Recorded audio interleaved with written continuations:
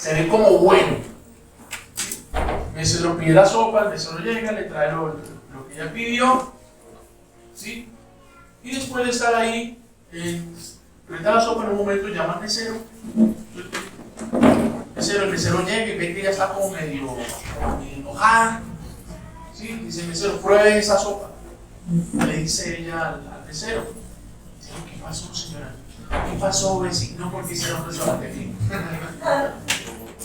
No le gustó la sopa, está fría. Pruebe la sopa, pruebe esa sopa que usted me trajo. No, pero no le gustó, está salada, está fría. Pruebe esa sopa que usted me trajo. No, es que nosotros no podemos hacer eso. Dígame que yo de una se la cambio, pero dígame, para que yo también hacer el hospital en la cocina, si no va a saber que le salga algún pelo o algo así. Mire, la única manera que usted sepa cómo está la sopa es que la pruebe esa sopa. Se queda mirando y dice, la cuchara. No le había traído la cuchara. Pero el punto es que todo el susto que estaba viviendo el mesero, si hubiera evitado, si desde un principio, si la primera llamada de la señora hubiera sido, mesero, me hace un favor, me trajo una cucharita. Esto nos muestra uno de los malos hábitos que nosotros tenemos con nuestras palabras. Y uno de los malos hábitos que nosotros tenemos a la hora de comunicarnos. Porque debemos tener en cuenta, yo creo que todos lo tenemos claro, que una de las principales causas de conflicto en cualquier relación es la mala comunicación. El mal uso de las palabras. ¿Cierto? ¿Nos meten o no nos meten en problemas? En muchos problemas. ¿Sí? Y uno de los errores más comunes que nosotros colocamos es, como en este caso, el tema de las indirectas. Que no vamos al grano. ¿Sí? Que nos valimos de una indirecta para darle un mensaje a otro. ¿Cierto? Como esos algunos que dicen, claro, como en esta casa nadie ayuda. ¿Cierto? Ese mensaje que no era para nadie, pero le llegó absolutamente a todos. ¿Cierto? Ese es un error que nosotros cometemos al hablar, las indirectas. Otro error que nosotros cometemos al hablar, las groserías. ¿Sabía usted que tristemente aún dentro de hogares cristianos se escuchan groserías al interior de casa? Hay padres o incluso esposos que tratan a su pareja con groserías. O sea, tristemente aún dentro de la iglesia eso se ve. Otra mala práctica, echar sal en la herida. ¿Sí? Que aprovecha la oportunidad, claro, como en 1984, cuando usted no me quiso saludar la otra vez que yo llegué por allá. Pero aprovecha también cualquier oportunidad para hacer sentir mal a la otra persona por haberse equivocado. Claro, tan mal que estamos ahorita, si usted no hubiera sacado ese préstamo cuando yo le dije. ¿Cierto? Entonces ese echar sal en la herida, ese es otro error que nosotros cometemos. Asumir que el otro entendió cuando el otro no ha entendido nada. Asumir. Y a veces el problema ni siquiera son las palabras que se dicen, sino la forma como se dice, ¿cierto? Pues el tonito en que me lo dijo. Eso es lo que muchas veces ofende más. ¿Sí? Y ahí también entra en juego pues la comunicación no verbal, que muchas veces dice más nuestra expresión que nuestras propias palabras. ¿Cierto? La comunicación no verbal. Después de 25 años de feliz matrimonio, mi esposita y yo ya tenemos nuestra propia comunicación verbal. ¿Sí? Entonces, usted ya lo sabe cuando ella ande. Cuando ella me pica el ojo, en nuestra comunicación verbal, yo ya sé que a mí me tengo que ir a lavar la loza. ¿Sí? El platero lo está esperando. Yo no sé en su comunicación verbal ¿eso qué significará? Sí, ustedes que entenderán. Pero a mí me toca ir a lavar la loza. Pero el punto es que cada uno de nosotros tenemos que desarrollar una buena comunicación. Y para eso las palabras juegan un rol crucial, según lo dice la Biblia. Mire cómo lo dice Santiago, capítulo 3, versículo del 5 al 6. Santiago, capítulo 3, versículo del 5 al 6 dice: así también la lengua es un miembro muy pequeño del cuerpo, pero hace alarde de grandes hazañas. Imagínense qué gran bosque se incendia con tan pequeña chispa. Siguiente, versículo 6 dice: también la lengua es un fuego, un mundo de maldad. Siendo uno de nuestros órganos, contamina todo el cuerpo, y encendida por el infierno, prende a su fuego a todo el curso de la vida. ¿Cierto o no? ¿Eso es cierto o no? Muy cierto. ¿Cuánto nos hemos metido en muchos líos por causa del mal uso de nuestras palabras? ¿Nos ha pasado? Porque hablamos mal muchas veces. Los amados, hay una verdad que nos debe quedar clara esta noche y es en esta mañana, y es que debemos mejorar nuestras palabras. Debemos mejorar nuestras palabras si queremos mejorar nuestras relaciones. Necesitamos mejorar nuestras palabras. Algunos dirán: ay, pastor, pero es que el que tiene boca se equivoca. Sí, pero no nos podemos quedar ahí. Porque lo que el Señor espera es que nosotros mejoremos la forma en que hablamos. Es por eso es que el Espíritu Santo en esta mañana nos dio un mensaje titulado ¿cómo mejorar nuestras palabras?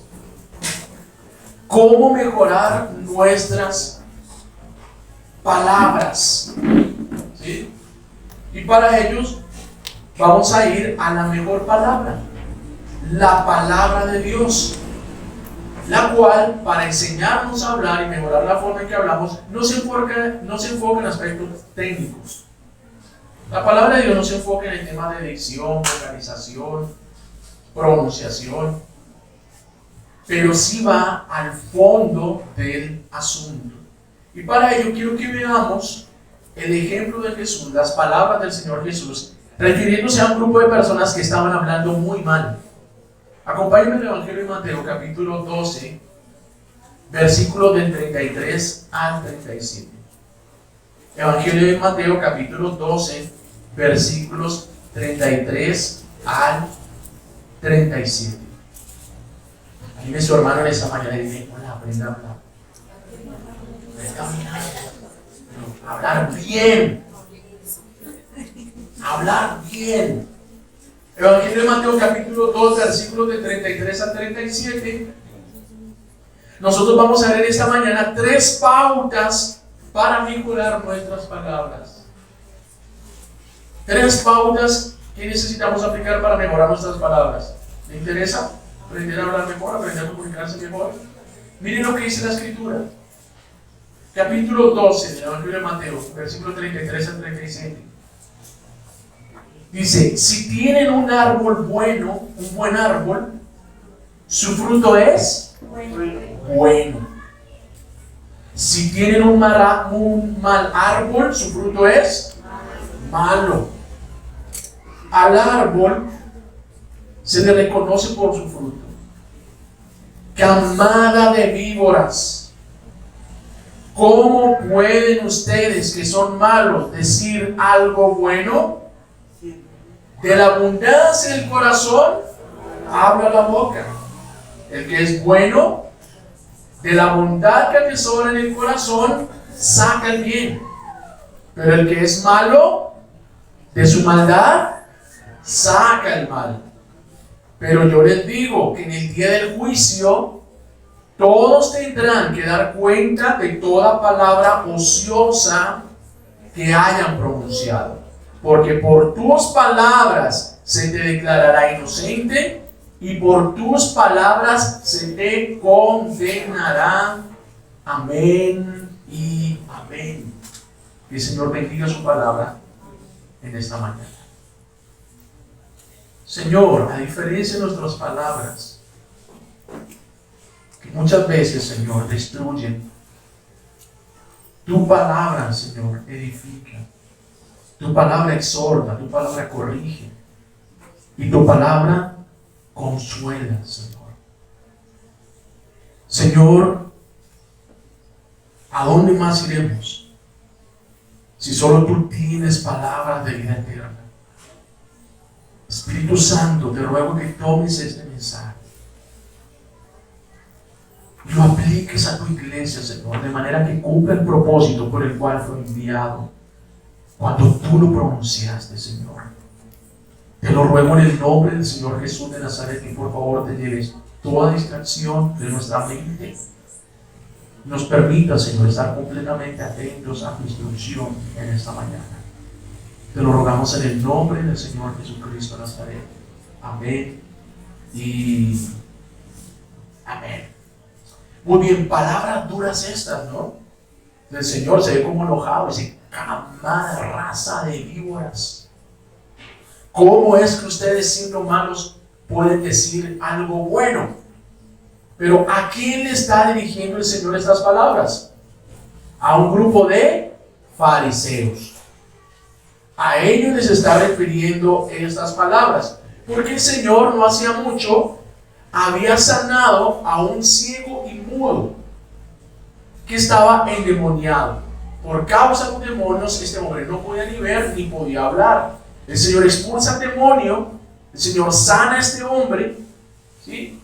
Y salieron de una los fariseos a decir, claro, como este es el príncipe de los demonios, por Belcebú, este tipo está echando fuera a los demonios, ¿sí? Y esto claramente enoja al Señor, la dureza del corazón de estos fariseos, porque estaban atribuyendo al diablo un milagro hecho por el Señor. De hecho, él mismo dice, yo por el Espíritu Santo echo fuera a los demonios, por el Espíritu de Dios echo fuera a los demonios. Y ustedes pueden hablar mal de mí todo lo que quieran, dijo Jesús, pero el que hable contra el Espíritu Santo, ese realmente no tiene ni siquiera perdón. El que blasfeme contra el Espíritu Santo. Y es cuando en estas palabras, camada de víboras. Es que realmente ustedes cómo pueden hablar lo bueno si son malos. Y hace esta exhortación. El punto es que el Señor está viendo que estas palabras que ellos pronunciaron eran dañinas y por eso entra a corregirlas. Pero lo hace haciéndoles ver a ellos lo trascendentales que son las palabras. Que nuestras palabras son trascendentales. Y ellas son tan importantes y tan trascendentales porque juegan un papel vital en el día del juicio. Por eso dice el versículo 36 y el versículo 37. Pero yo les digo que en el día del juicio todos tendrán que dar cuenta de toda palabra ociosa que hayan pronunciado.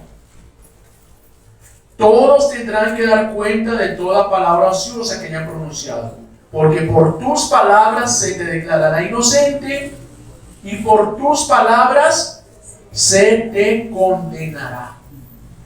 Y aquí encontramos la primera pauta que nosotros necesitamos aplicar para mejorar nuestras palabras. Y es que para mejorar nuestras palabras necesitamos comprender su trascendencia eterna. Si usted quiere hablar mejor, lo primero que necesita y lo primero que necesitamos es comprender la trascendencia eterna que tienen nuestras palabras. Amados, las palabras son demasiado importantes en la vida. De hecho, el curso de nuestra vida está determinado por nuestras palabras. Ellas son las que nos generan todos los conflictos, pero también ellas mismas son las que nos permiten solucionarlos. Nuestras palabras. Ellas son las que determinan qué vamos a estudiar. Ellas son las que determinan dónde vamos a trabajar en nuestro desarrollo, en nuestro éxito profesional. Está determinado por nuestras palabras. Lo que digamos en nuestras entrevistas de trabajo determina en qué empresa vamos a entrar. Lo que digamos a la hora de ir a solicitar un crédito en un banco o algo va a determinar si tenemos o no el plante para el emprendimiento que tenemos. Son nuestras palabras las que determinan el éxito de nuestros negocios, en los negocios que emprendemos, en los negocios que hacemos. Ellas determinan el éxito de nuestra vida. Nuestras palabras son las que nos abren o nos cierran las puertas. Pues les digo, por una mala entrevista de trabajo, nos pueden cerrar la puerta. ¿Sí? O por una mala palabra, o por algo que no le gustó, nos podemos perder el levante que tanto queremos. ¿Sí? Por una mala palabra. Porque son las palabras las que determinan el tipo y la calidad de las relaciones que vamos a establecer. Y la vida está determinada por las relaciones. Nuestras relaciones familiares, nuestras relaciones personales, nuestras relaciones laborales. Eso es la vida está en las relaciones. Entonces son nuestras palabras las que determinan, por ejemplo, con quién vamos a convivir, con quién vamos a edificar a una familia. Son nuestras palabras.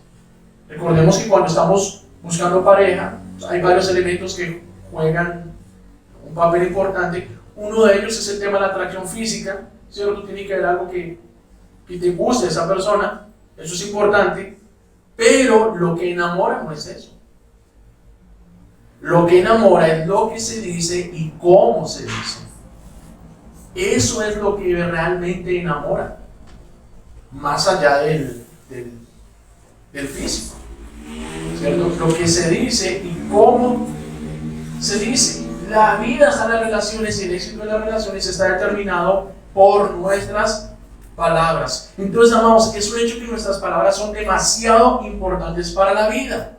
Pero lo que el Señor nos está demostrando a nosotros con estos versículos es que las palabras son mucho más que importantes. Ellas son trascendentales. Porque tienen un impacto en nuestra vida terrenal, pero tienen un gran impacto también en nuestra vida espiritual y en el juicio eterno. Van a ser muy tenidas en cuenta el día del juicio.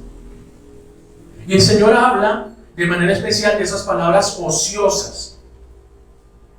Dice, habrán de dar cuenta de toda palabra ociosa que ustedes han pronunciado. Habla de esas palabras ociosas. ¿Cuáles son esas? Aquellas que decimos a veces sin pensar, por fregar, hasta por molestar. Pero el Señor está diciendo, hasta esas palabras para mí son importantes.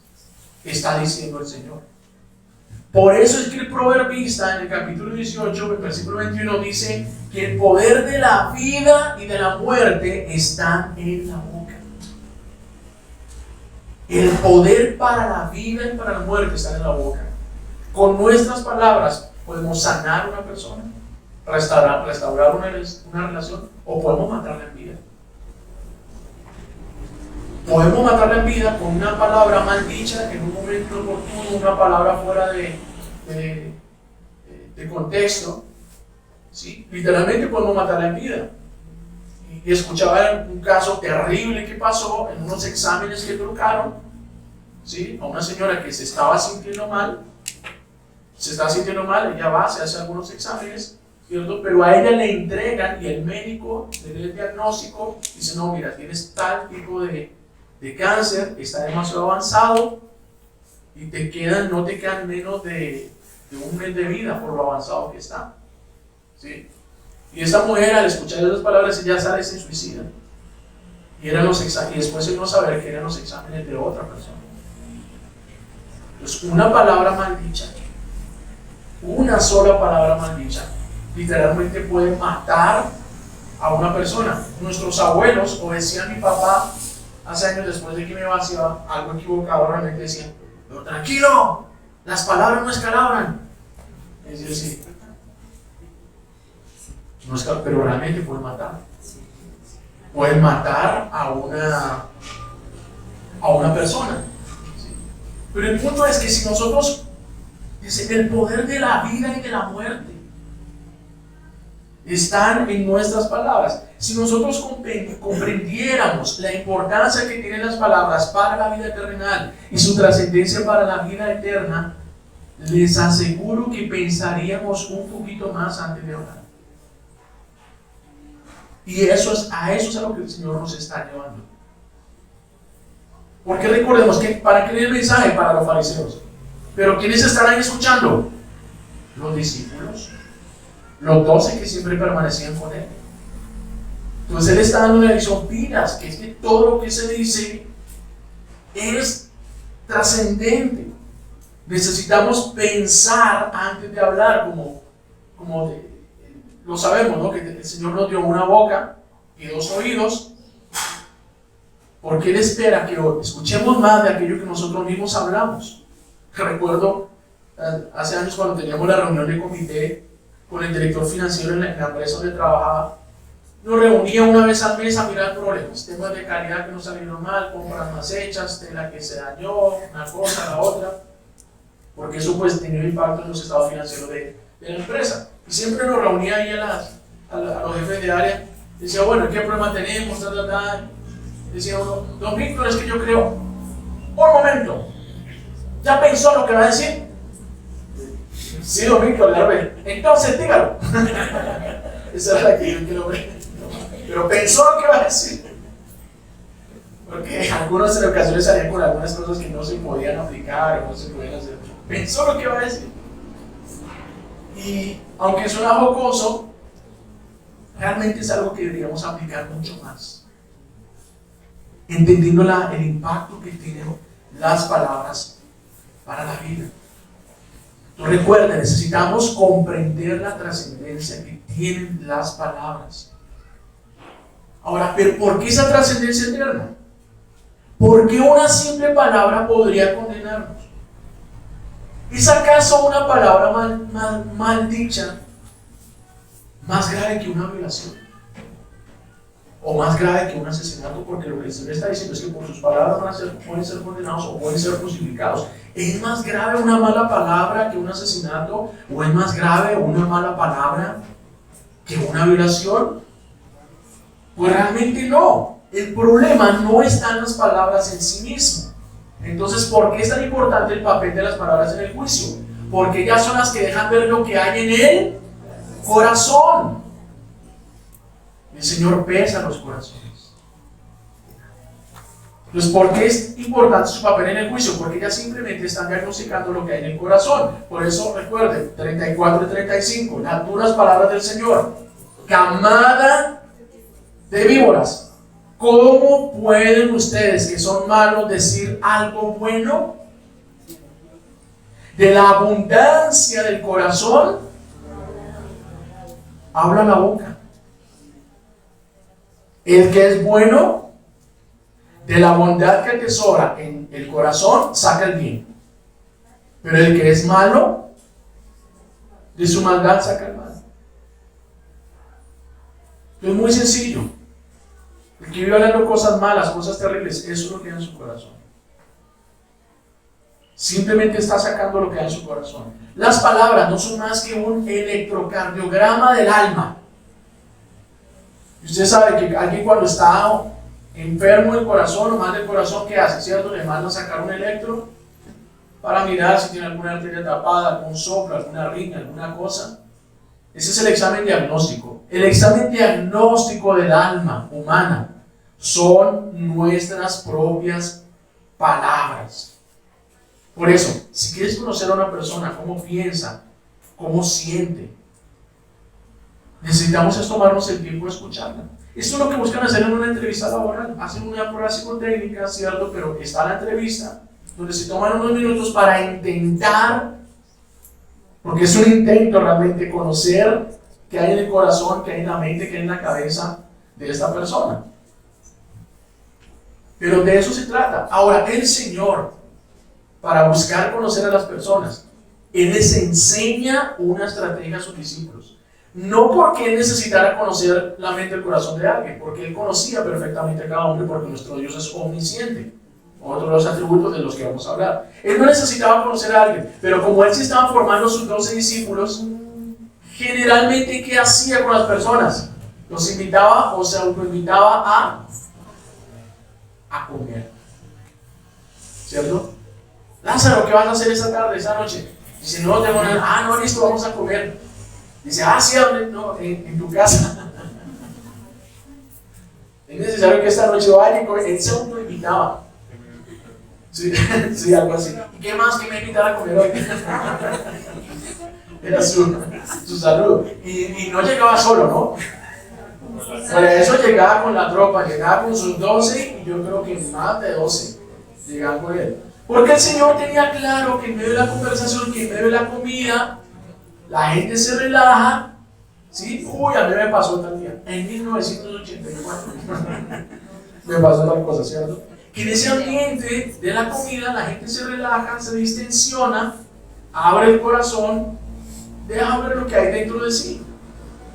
Porque en una entrevista laboral, ¿cierto? Uno ya va prevenido. Algunos dicen, ¿cómo responder preguntas difíciles en entrevistas?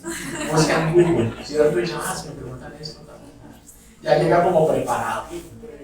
Pero cuando en el medio de la comida, la gente abre su corazón de una manera sencilla.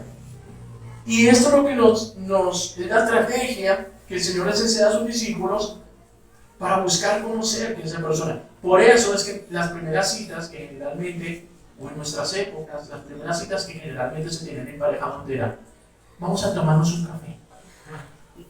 ¿Sí? Y llegaba uno cantinadible, pida lo que quiera, tinto o aromático. ¿Sí? Con esa generosidad. Pida lo que quiera, tinto o aromático.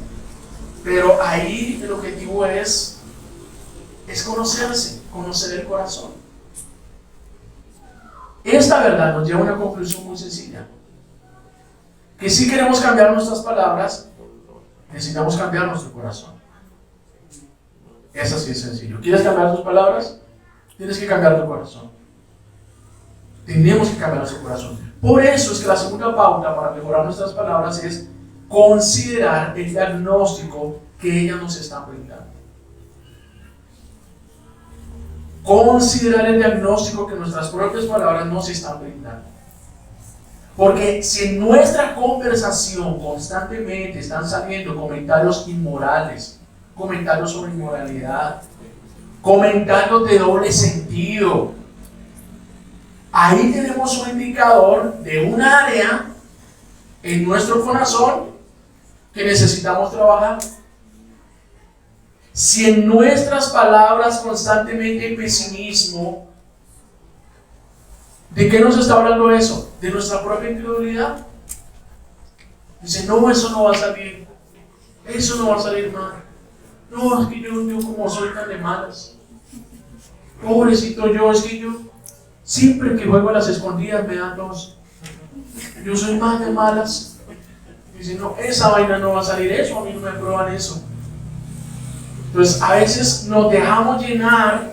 Entonces cuando una persona habla de eso, ¿qué está mostrando? La incredulidad de su corazón, su falta de fe. Cuando una persona constantemente se repite en un tema, o con frecuencia su corazón gira en torno a un tema, o en torno a una sola persona, ahí muy posiblemente tenemos un ídolo constituido o un ídolo que se está formando. Porque no solo habla de ella, o solo habla de él, o solo habla de ese asunto en específico. ¿Sí? Pero ¿cuál es el punto? Que generalmente estamos muy atentos a criticar y evaluar lo que dicen los demás, pero no le damos la misma importancia a revisar nuestras palabras. ¿Sí? No le damos la misma importancia. Difícilmente nosotros nos tomamos el tiempo de evaluarnos a nosotros respecto a cómo es que estamos hablando. Y es importante que lo hagamos, porque ellas nos dan el diagnóstico de nuestro corazón y nos muestran cuáles son esas áreas que nosotros necesitamos trabajar. Es decir, que nuestras propias palabras evidencian el problema, pero al mismo tiempo nos dan el punto de partida para solucionarlo. Nuestras propias palabras nos están mostrando por dónde arrancar para solucionar nuestro problema. Por eso necesitamos prestarle más atención al contenido de nuestras palabras y la forma como las expresamos. Revisarnos si nosotros somos personas despectivas.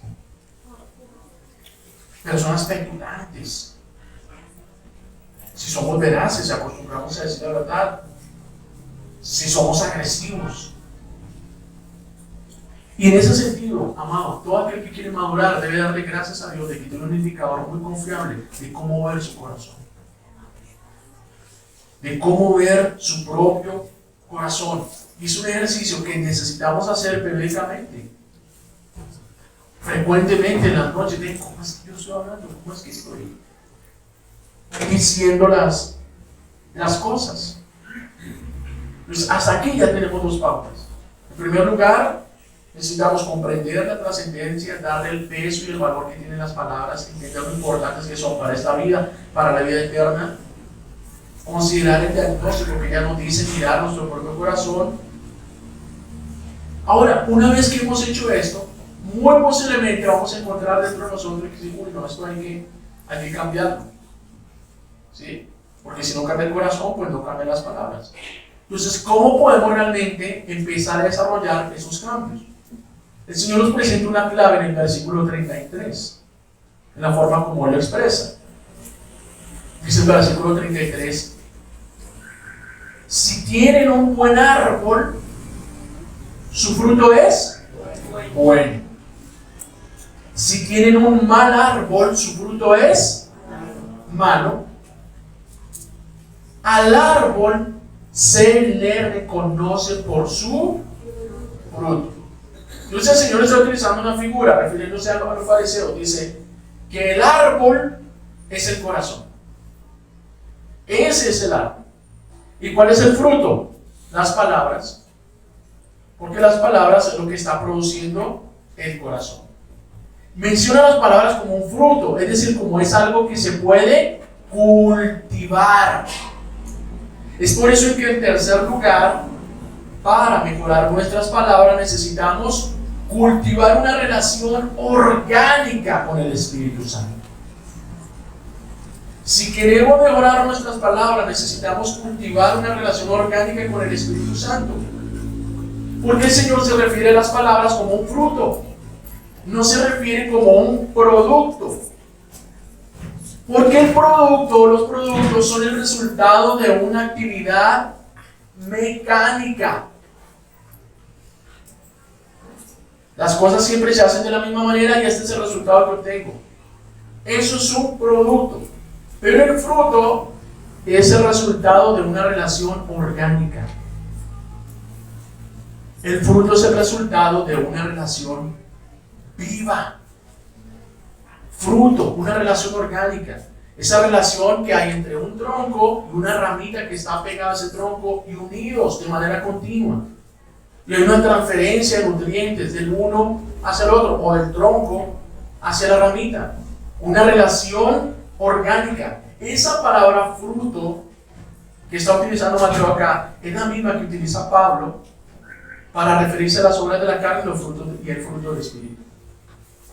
Cuando dice en Gálatas capítulo 5, versículo 22, miremos este texto, Gálatas 5, 22.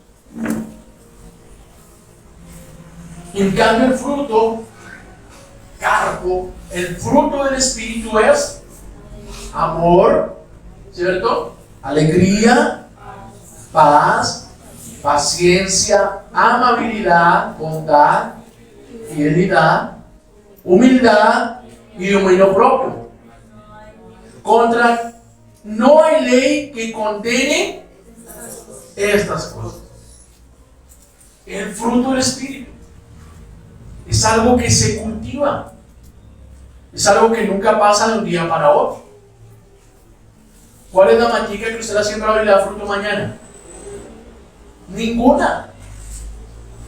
Y hay algunas que son bien demoradas. ¿Usted sabe cuánto se demora el aguacate en dar su primer cosecha?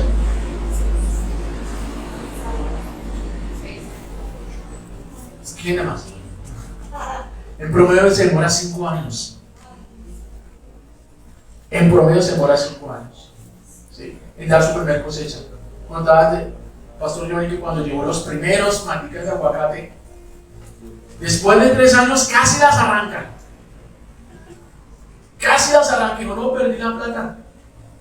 asumieron pues esas semillas estaban chiviadas, metí las pepas que no eran. O esta era porque después de 3 años no me habían dado ni la primer pepita. Y llegó una hermanita y le decía, pastor, es que su merced es bien ignorante. Bien ignorante, pastor. Eso se demora 5 años. Y no faltó nada en la zaranja. Porque el fruto requiere de tiempo, dependiendo del tipo de árbol. Pero es un hecho que requiere de tiempo. Entonces, una persona que cultiva esta relación con el Espíritu Santo, ¿sí? ¿Qué va a producir? Amor. Y una persona que ha producido amor, alegría, paciencia, humildad, dominio propio, ¿con quién va a vivir agarrado? ¿A quién le va a mentir? ¿A quién va a tratar mal? ¿A quién va a tratar con groserías? Una persona que tiene dominio propio, ¿a quién va a ofender? A nadie. ¿A quién va a humillar? A nadie. Entonces no va a haber unas palabras, en el juicio no va a haber palabras que estén condenando. Por eso es que dice, contra tales cosas no hay ley. No hay ley que condene estas cosas. Ese no se condena al hablar, porque es que de su corazón empiezan a salir otro tipo de palabras. Su corazón se hace evidente el gozo, se hace evidente la alegría, se hace evidente la bondad que tiene. Sus palabras no lo condenan. Entonces aquí, amados, el enemigo a vencer, ¿cuál es? La religiosidad. Recordemos, ¿a quién está reclamando Cristo? ¿A quién? A los fariseos, que eran religiosos. Eran hombres que oraban, y oraban mucho, hacían largas oraciones, dice el Señor. Era gente que oraba mucho, era gente que no faltaba al templo, era gente que conocía la Escritura, era gente que diezmaba, que cumplía con sus sacrificios, pero tenían un corazón corrupto. Y ojo, que esto es un llamado de atención muy importante para todos nosotros. Porque es que el Señor le dice, mire, cama de víboras. Aquí se lo está diciendo a gente que no falta a la iglesia. A gente que no falta a la iglesia, a gente que ora, a gente que conoce la Biblia. Dice, mire, camada de víboras. Porque esto es lo que caracteriza a un religioso. ¿Qué es lo que caracteriza a un religioso? Liturgia sin transformación, ritos, ceremonias, sin transformación del carácter. Eso es lo que caracteriza a un religioso. Liturgia, ritos y ceremonias que no tienen ningún impacto ni en la mente ni en el corazón. Y ese es un riesgo que corre todo creyente, que todos nosotros corremos. Todo aquel que tiene fe en Dios tiene el peligro de dejarse contaminar por la religiosidad. Todos nosotros corremos ese peligro. ¿Por qué? Porque es que la religiosidad se camufla en nuestras disciplinas espirituales. La religiosidad se camufla en medio de la oración, en la lectura bíblica. Ahí se camufla la religiosidad. Entonces, si todo el ejercicio litúrgico que nosotros tenemos no está teniendo un impacto en nuestra mente, no está teniendo un impacto en nuestro corazón, en nuestro carácter, si tu forma de vivir y tu forma de hablar no están cambiando, si el fruto del Espíritu Santo no se está viendo de ti, dentro de ti, si dentro de ti no hay un mayor gozo, una mayor paz, paciencia, bondad, si poco a poco no se está viendo este fruto, si no hay un mayor deleite, si todos estos hábitos espirituales no están trayendo un deleite, una cercanía a la presencia de Dios, posiblemente estás contaminado por la religiosidad. Eso es un gran peligro para nosotros. Y eso es lo que el Señor le está dejando ver a sus discípulos. Opinas con esta gente. Miren todo lo que hacen, pero están lejos de ti. Cumplen lo que decía el salmista Ricardo Arjona. ¿Recuerdan la canción Jesús Verbo no sustantivo? ¿Sí?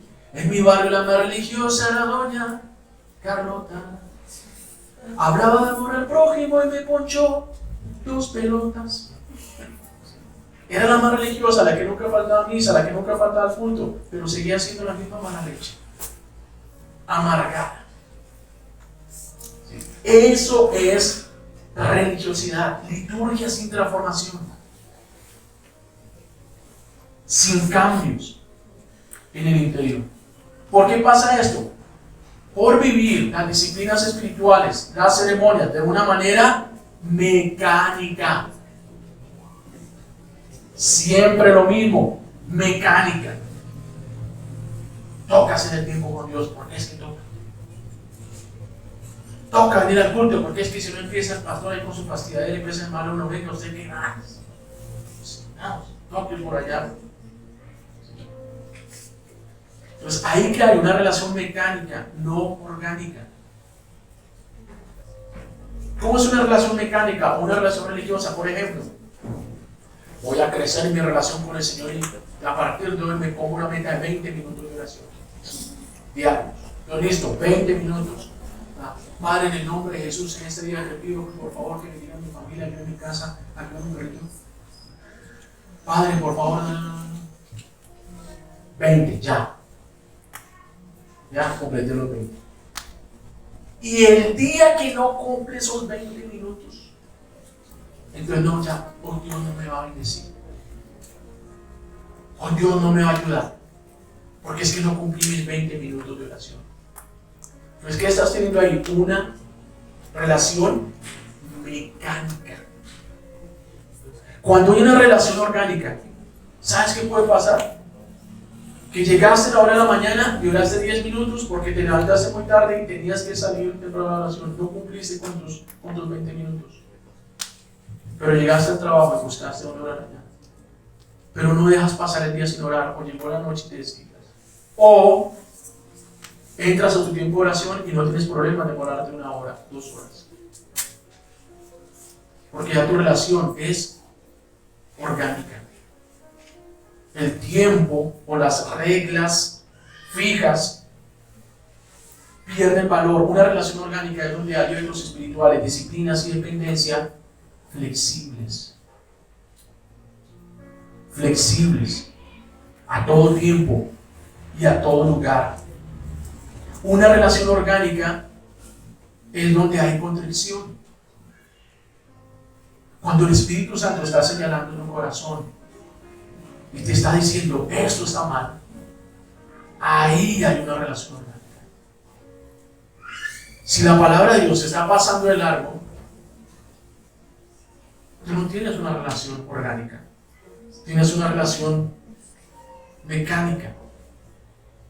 ¿Sí? Cuando experimentas la presencia de Dios y te das cuenta cómo esa presencia te cambia.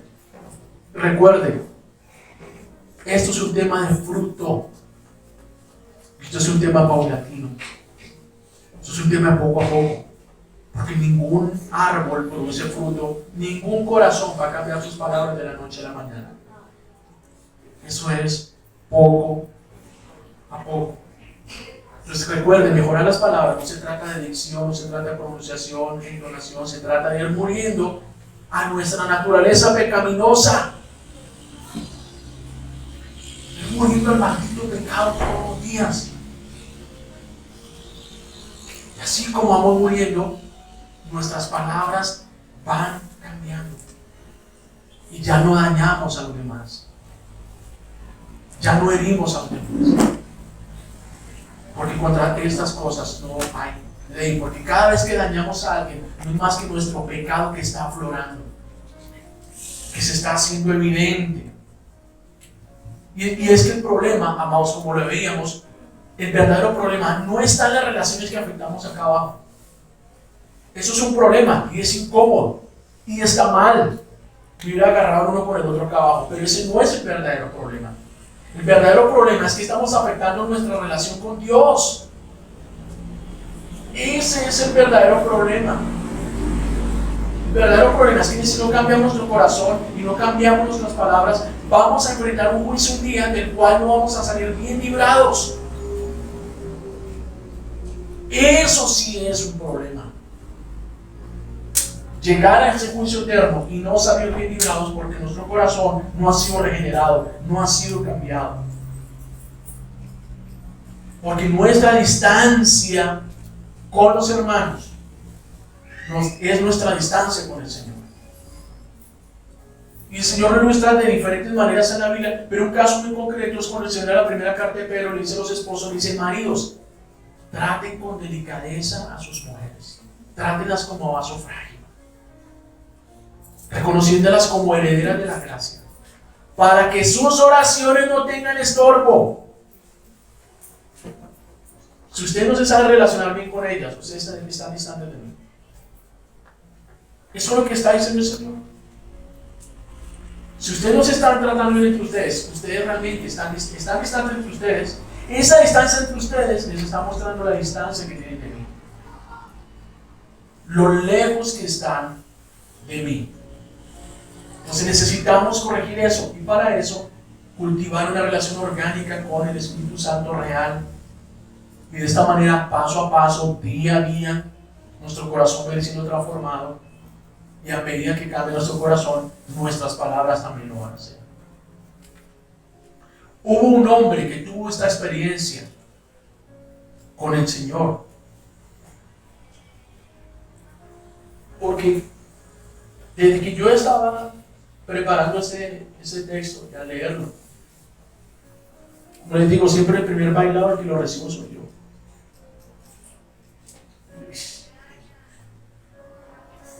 Pero ¿qué es lo que quiere el Señor con esto?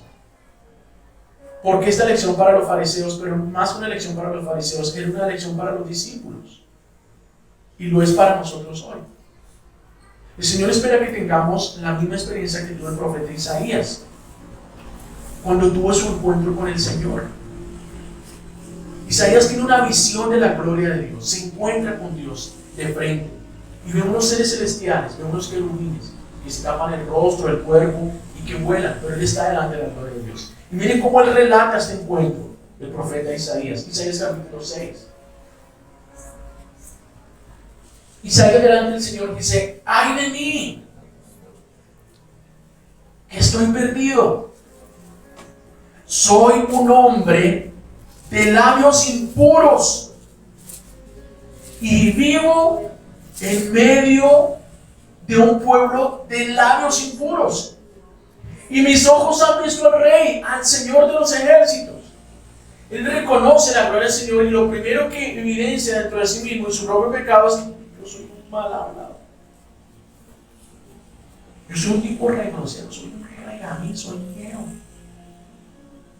Con mis palabras, con la forma que hablo. En ese momento voló hacia mí uno de los serafines. Tenía en la mano una brasa con unas tenazas que había tomado del altar. Con ella me tocó los labios, con ese carbón, con esa brasa, y me dijo: mira, esto ha tocado tus labios. Tu maldad ha sido borrada, tu pecado ha sido perdonado. El Señor redimiendo a Isaías. Entonces oí la voz del Señor que decía: ¿a quién iré? ¿Quién irá por nosotros? Y respondí: aquí estoy, envíame a mí. Aquel que era inmundo de labios ahora tenía el llamado de Dios a restaurar una nación a través de sus palabras. ¿Quién va a ir a hablar de mis palabras a la gente? ¿Quién va a ir a hablar? ¿Quién va a ir a traer consuelo y restauración? ¿Quién va a ir a traer sanidad a esta nación? Yo voy, digo Isaías, heme aquí, envíame a mí.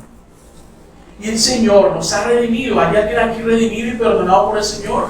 ¿Hay alguien aquí que haya perdido su culpa gracias al sacrificio de Cristo? Nosotros lo hemos perdido. ¿Qué debemos hacer? Tomar la actitud de Isaías y decir: heme aquí, envíame a mí a restaurar esta nación, a restaurar mi familia, a restaurar estas relaciones rotas a través de mis palabras. a través de la palabra de Dios, a través de aquello que tú vas a poner dentro de mí. Yo quiero ir a restaurar aquello que yo mismo me he tirado, porque yo soy inmundo de labios. He tenido labios inmundos, labios impuros. Entonces no nos podemos quedar en que hemos sido inmundos de labios, porque sí, lo hemos sido, pero hemos sido redimidos por el Señor para enmendar todo el daño que hemos hecho. El Señor te está dando un nuevo día hoy, y te va a dar unos nuevos días para que vayas y restaures la nación, restaures tu mundo, restaures tu mundo y cambies esa manera de hablar y sanes aquello que tú mismo has enfermado, restaures aquello mismo que tú mismo has destruido con unas nuevas palabras, palabras que no pueden faltar para un hijo de Dios. Perdóname, perdóname. Saber pedir perdón, esa es una palabra que no puede faltar en un creyente. Gracias, muchas gracias, no puede faltar en un creyente esa expresión. La gratitud. Expresiones como, ¿cómo te puedo ayudar? ¿Qué puedo hacer por ti? Eso cuando vemos que alguien está mal, cuando otro está cansado, cargado en la casa, decía, ¿cómo te puedo ayudar? ¿Qué puedo hacer por ti? ¿Te puedo ayudar con eso? Necesitas que te ayuden algo. Eso no puede faltar, no debería faltar. Esa expresión, esas palabras. Él habla de un creyente. Porque hasta nos llamó el Señor, nos restauró para que vayamos y restauremos. Entonces quisiera que te fueras con esto en tu corazón en este día. ¿Cómo vas a reparar el daño que has hecho? Con la forma que has hablado. Y eso no va a ser, como es fruto, eso no va a ser de la noche a la mañana. Pero es empezar de poco a poco. Empezar con ese cambio de actitud del día de hoy, cambiar tus palabras. Pensar un poquito más antes de hablar, reconociendo ese peso que tiene. Ese peso eterno que tienen las palabras. ¿Sí? Y todos nosotros, especialmente los más jóvenes, especialmente los adolescentes, los preadolescentes, son muy crueles en sus expresiones al burlarse de sus amigos y de otros. Se tratan sin anestesia. Sin anestesia, o sea, son muy crueles. Ten en cuenta que el Señor juzga esto. Ten en cuenta que con eso está saliendo la crueldad de tu propio corazón. Esa es la crueldad de tu propio corazón. Y eso el Señor va a juzgar. Por eso le pedimos gracias al Señor por su palabra. Y quisiera que recordaran esto. Que sí podemos mejorar nuestras palabras. Claro que se puede. Porque quien palabra de vida quiere pronunciar, con el Espíritu Santo cada día debe caminar. Si empiezas a caminar con el Espíritu Santo, si estableces una relación orgánica con Él, te aseguro que tus palabras sí o sí van a cambiar. Van a cambiar tus palabras. Y en casa necesitan que cambien tus palabras. En el trabajo necesitan que cambien tus palabras.